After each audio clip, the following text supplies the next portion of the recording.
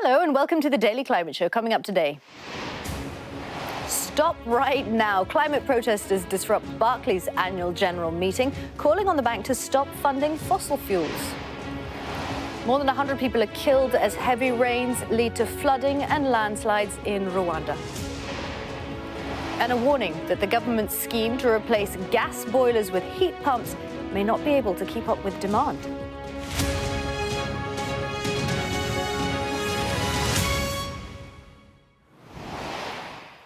Hello and welcome to the Daily Climate Show, where we track the changes to our world and investigate some of the potential solutions to the climate crisis.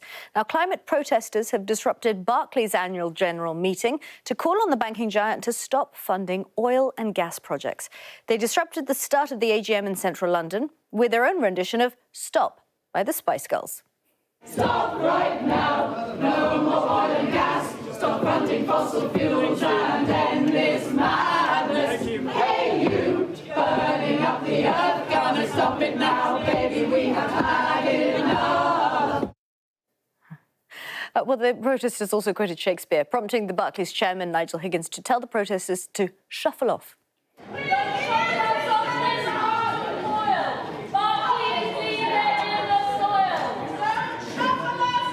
We want to shuffle you off. Can you please shuffle out? Right, now that footage was filmed by our business reporter, Sarah Taff-Maguire, who joins us now. Sarah, thanks so much for talking to us. So what was happening there?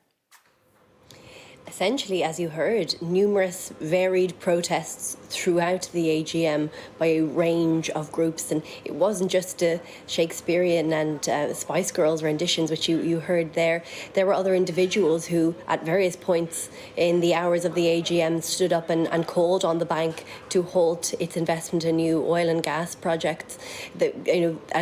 After the minutes went by, there were sounds of groans being heard in the audience, but it wasn't just protests that were featured as part of the AGM.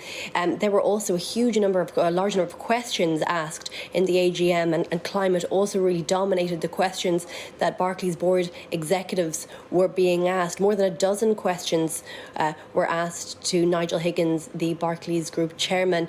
They were asked a range of things, again by a range of groups, including Money Rebellion, Bank Track, Share Action. Many share activist groups were asking questions about essentially Barclays' climate record. They were asked about deforestation, as I mentioned, new funding for oil and gas, specific fracking projects, nuclear funding of dairy and beef projects. So Barclays' climate record really under scrutiny and under sustained attack from a varied range of climate activists.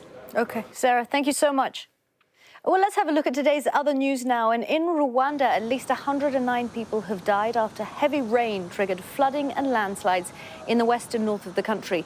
The state broadcaster says authorities are still searching for survivors trapped in their homes, with the river Sebeya bursting its banks. Parts of East Africa are experiencing heavy rainfall at the moment, with at least 3 people drowning in floods last week in southwestern Uganda. Meanwhile, the UN's World Meteorological Organization has warned that the likelihood of El Nino, a complex climate pattern that can disrupt normal weather across the world, is increasing.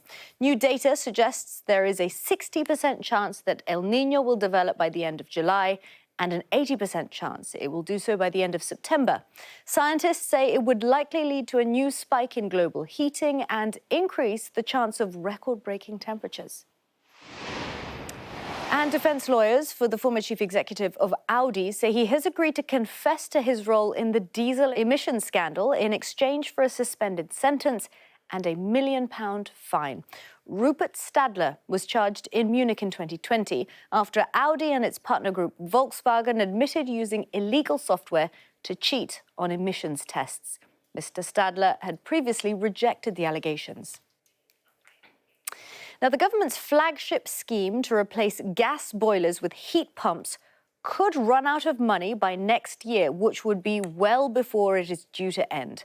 The boiler upgrade scheme gives households up to £6,000 to install air or ground source heat pumps. But analysis by the Energy and Climate Intelligence Unit suggests that if heat pump installations continue at their current rate, demand will outstrip the available funding. Now, it says the number of heat pumps installed under the scheme over the last few months has risen by about 10% on average, month on month. It says if these rates continue, as many as 150,000 heat pumps could be installed in the first 3 years of the scheme. But there are just 90,000 vouchers available in that time, meaning it may well be oversubscribed. Well, I'm joined now by Jess Ralston, energy analyst at the Energy and Climate Intelligence Unit. Jess, thank you so much for talking to us. So, do you think this is actually going to happen? Well, it's difficult to say at this point. Obviously, we're actually still fairly early on with this scheme. Even though it was billed to start in May last year, it actually didn't really get underway properly until November. That was when the installer portal was launched. And actually advertisement of the scheme, the government investing in advertising it so that the public know it's there, that didn't really start until this year. So it's possible that we could see growth actually rise from where it is today. How does it actually work, this scheme?